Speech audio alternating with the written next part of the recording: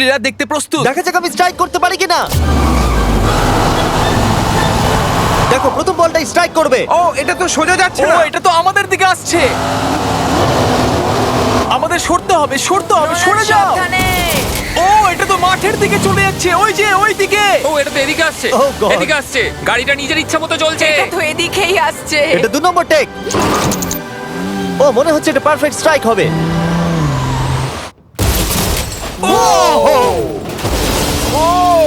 Let's go. গাড়ির ধাক্কা লাগতে দেখে আমার খুব ভালো এবং লাগে। আপনারা অবাক হবেন, আগের গাড়িটা এখনো চলছে।